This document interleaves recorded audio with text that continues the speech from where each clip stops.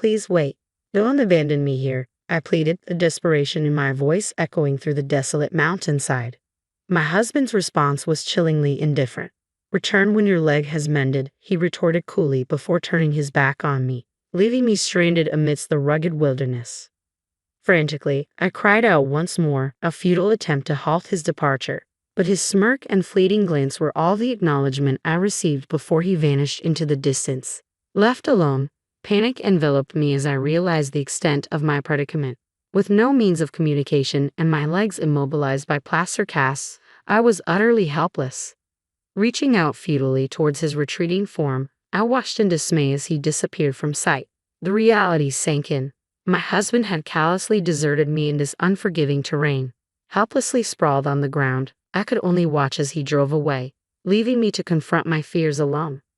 My name is Jennifer, a 35-year-old office worker. In my small family unit resides my husband, Robert, a man 3 years my senior, who also toils away in an office setting. Our marriage has reached its 3rd year, yet the pitter-patter of little feet has yet to grace our home. In the realm of domestic duties, Robert adheres strictly to traditional gender roles, leaving the lion's share of household chores squarely on my shoulders. Not only does he shirk any involvement in domestic tasks, but he also exhibits a penchant for demanding my assistance with mundane requests, such as fetching the remote or preparing his tea, even when said items lie within arm's reach. In my initial attempts to rectify this imbalance, I reminded him of my own workload and implored him to lend a hand. His response, steeped in patriarchal entitlement, echoed through our home. I am the primary breadwinner. It is your duty to attend to such matters. Repeated entreaties for his cooperation were met with disdain, as Robert dismissed my appeals as mere nagging, punctuating his disapproval with ostentatious displays of frustration. Gradually, our interactions soured, his once warm morning greetings replaced by stony silence. Faced with his unyielding stance, I reluctantly assumed sole responsibility for our household chores, resigned to the reality of our domestic dynamic. I must confess, there are moments when the weight of exhaustion from work bears down heavily on me, and I find myself yearning for his assistance. Yet I've learned to endure it in silence, deeming it preferable to the alternative of facing his complaints or enduring his indifference.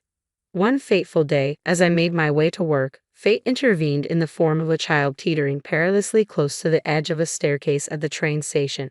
Without hesitation, I propelled myself forward, a warning cry escaping my lips as I intercepted the child, shielding him from a potentially calamitous fall. However, in my valiant effort, I too became ensnared in the precarious descent, my body twisting and contorting as gravity pulled us both downward. Amidst the chaotic whirlwind of motion, a sickening snap reverberated through the air, accompanied by searing agony that eclipsed any pain I had ever known. When the dizzying tumult finally subsided, I found myself cradling the stunned child in my arms, relief flooding through me as I assessed his unharmed form. Yet my own attempts to rise were thwarted by the excruciating protests of my limbs. Summoning the aid of station personnel, I implored them to summon an ambulance as I grappled with the throbbing anguish radiating from my broken leg. Transported to the hospital, I reached out to Robert, recounting the harrowing ordeal and beseeching him to join me. "Forgive the inconvenience. It seems I've managed to get myself into quite the predicament," I murmured apologetically over the phone. "Don't concern yourself with apologies. Let's focus on getting you home safely," came Robert's earnest response, his genuine worry providing a flicker of comfort amidst the chaos. "What a thoughtful husband you have," remarked the nurse, her words dripping with admiration as she glanced at Robert. With a smug grin, he replied, "Oh, I always lend a hand around the house," a boastful claim that left me incredulous. Suppressing my astonishment, I opted for silence, unwilling to create a scene in the hospital room. However, upon our return home, Robert's demeanor underwent a drastic transformation. "Hey, I'm famished. Fetch me something to eat, and don't forget to iron this shirt," he barked, assigning me household chores without a hint of consideration. Confined to a wheelchair, I bristled at his demands, unable to comply with his requests. "What can't you see my predicament?" I protested, frustration lacing my words. "You promised to take care of things while I was hospitalized." Taken aback by my reproach, Robert's retort was swift and cutting. "I only said that because you were in the hospital," he snapped, his tone laced with derision. "Just get it done.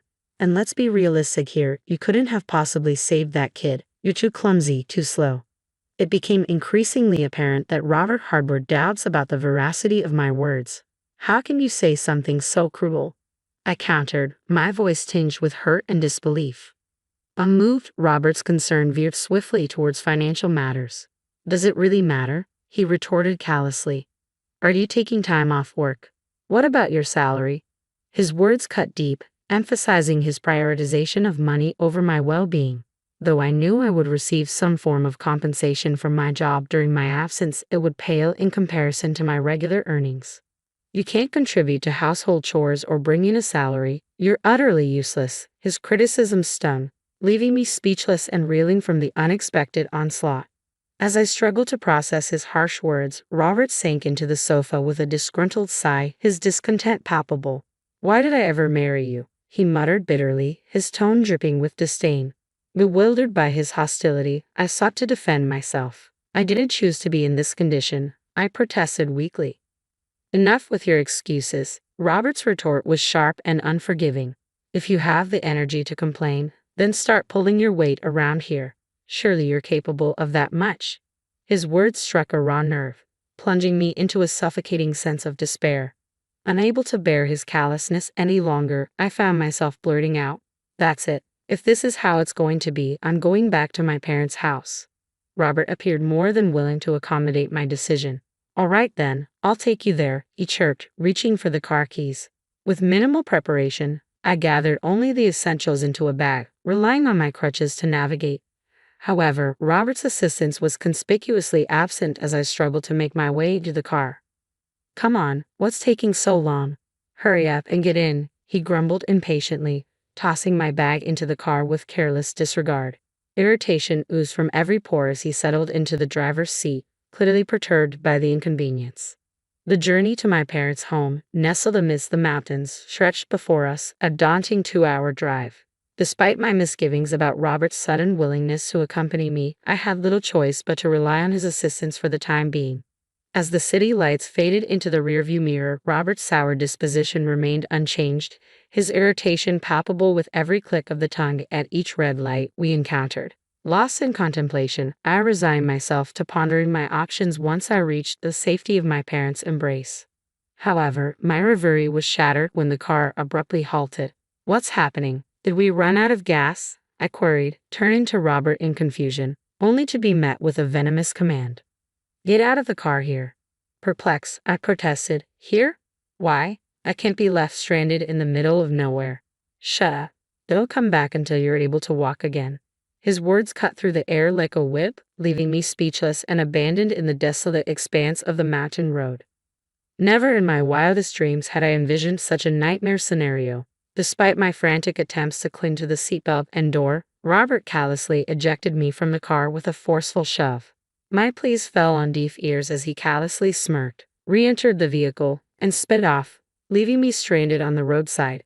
Paralyzed by shock and disbelief, I could do naught but cry out in desperation as Robert's car vanished into the distance, taking with it my belongings and any means of communication. Night was fast approaching, casting an ominous shadow over the desolate surroundings. With each passing moment, my sense of helplessness deepened, uncertainty gnawing at my core. Although I had informed my parents of my impending return, the prospect of their rescue felt increasingly remote. Left to my own devices, I resolved to crawl towards civilization, each agonizing inch a testament to my determination to survive. Yet, as exhaustion threatened to engulf me, a glimmer of hope emerged in the form of approaching footsteps. A figure clad in jogging attire materialized before me, a beacon of salvation amidst the encroaching darkness. My desperate cries for help caught the attention of the approaching woman, who quickened her pace and hurried over to my side. "What happened? Why are you alone here, and what's with the state of your clothes?" she inquired, her concern evident as she took in the sight of my disheveled appearance and the dirt-streaked cast encasing my leg. Tears welled in my eyes as I recounted the events that had led to my predicament. Moved by my plight, the woman, whose name I would later learn was Patricia, wasted no time in offering assistance. "My home is nearby. I'll fetch my car. Just wait here," she reassured me, dragging her windbreaker over my shoulders before hastening off. Gratitude overwhelmed me as I huddled beneath the shelter of her jacket, fervently praying for her swift return. True to her word, Patricia was soon back, her car idling nearby as she extended a helping hand. Let's get you to the hospital first. Then we can figure out where you live, she suggested, her kindness a balm to my wounded spirit. Moved by her selflessness, I suggested we make a detour to my parents' home, fearing their worry for my well-being. Patricia readily agreed, her empathy a soothing presence as we embarked on the journey together. With each passing moment, our conversation deepened, bonding over shared indignation towards the cruelty I had endured at the hands of my husband, Robert. Before I knew it, we had arrived at my parents' doorstep, Patricia's comforting presence a beacon of hope amidst the turmoil. Thank you so much for your kindness. Please come inside. Let me properly express my gratitude, I urged Patricia, extending an invitation into my home. Initially, she demurred, citing work commitments for the following day. However, recognizing my inability to navigate on my own, she graciously assisted me to the entrance. As we reached the threshold, my mother emerged, her expression a mix of concern and relief. Profusely thanking Patricia, she eventually persuaded her to step inside. Once within, my parents and I showered Patricia with gratitude, overwhelmed by her selfless act of compassion.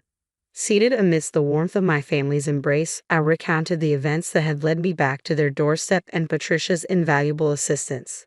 What a despicable man. You should divorce him immediately, my father fumed, his anger palpable. You need to rest, my mother interjected, her worry etched across her features. But I had a task at hand. I need to call Robert, I declared, determination driving my actions. With my parents by my side, I reached for the home phone, steeling myself for the conversation that lay ahead. You're home already. Come back as soon as you're healed. Who will take care of the house without you? Robert's tone held no trace of remorse as his callous words echoed through the speakerphone, audible to both me and my enraged parents. Enraged by Robert's callous disregard, my father's voice thundered through the phone, seething with fury. What nonsense is he spouting? He's got some nerve, he bellowed, his anger palpable even from a distance. Beside him, my mother's expression hardened, her disapproval evident. Despite the heated confrontation, Robert remained obstinate, his demands for my return to household duties unabated. The finality in my decision reverberated through the line as I declared, "It's over. Let's get a divorce." A heavy silence followed, punctuated only by Robert's resigned sigh. Why does it have to come to this? He lamented, shifting the blame onto me with practiced ease. Exhausted by the emotional turmoil, I terminated the call with a weary sigh, the weight of my decision hanging heavily in the air. In the aftermath, it took considerable effort to soothe my parents' frayed nerves, their anger simmering beneath the surface. The following day, the incessant ringing of the house phone filled the air, a silent testament to the unresolved turmoil brewing between Robert and me. Though the caller remained unknown, I couldn't shake the feeling that it was Robert, unwilling to accept the finality of our decision. The incessant ringing of the phone persisted, each call a jarring intrusion into my solitude. Despite my initial reluctance, a nagging suspicion crept in. Perhaps it wasn't Robert after all, given the timing during his work hours. Yielding to curiosity, I answered, only to be met with Robert's frantic voice on the other end. Finally, why were you ignoring my calls? I need your help. I'm on the verge of being fired. Robert's words spilled out in a desperate torrent, his distress palpable even through the receiver. His plea fell on deaf ears as I coolly retorted, "And what exactly do you expect me to do about it? Your job is your responsibility, not mine," before disconnecting the call with a decisive click. If he's facing the consequences of his actions, it's well deserved, I mused bitterly, refusing to entertain any further involvement in Robert's affairs. However, a startling revelation soon emerged. Patricia, the woman who had come to my aid, was Robert's mistress. As she listened to my tale during our encounter, a sense of familiarity began to dawn upon her. Her suspicions were confirmed when she overheard Robert's voice during my divorce call. Upon seeing his picture, her world shattered, her anguish mirroring my own shock and betrayal. Blindsided by Robert's infidelity, I seethed with resentment at being deceived and neglected. Yet, it was Patricia's fury that truly ignited a storm within me, her righteous anger far surpassing my own expectations. Together, we navigated the turbulent waters of betrayal, united in our shared sense of betrayal and indignation. As Patricia recounted, she first crossed paths with Robert in her workplace, a subsidiary of his company. Their initial interaction occurred during one of Robert's business visits, sparking a connection that quickly evolved into frequent rendezvous. Robert, keen to escalate their relationship beyond professional boundaries, disclosed his purported divorce history, a narrative reinforced by rumors circulating among their colleagues. Enticed by his seemingly genuine demeanor, Patricia succumbed to Robert's overtures, nurturing dreams of a future together based on his promises of marriage. Little did she know, behind his facade of sincerity lurked a deceitful man who not only concealed his marital status but callously abandoned his injured wife in the wilderness. Consumed by a potent blend of regret and fury at being duped by such a man, Patricia's visage twisted into a chillingly sinister smile. Determined to exact revenge for her betrayal, she orchestrated Robert's downfall, leveraging her connections to ensure his dismissal from his position. Following my decisive dismissal of Robert's pleas, Patricia reached out to relay the consequences of his actions. He's facing the repercussions now.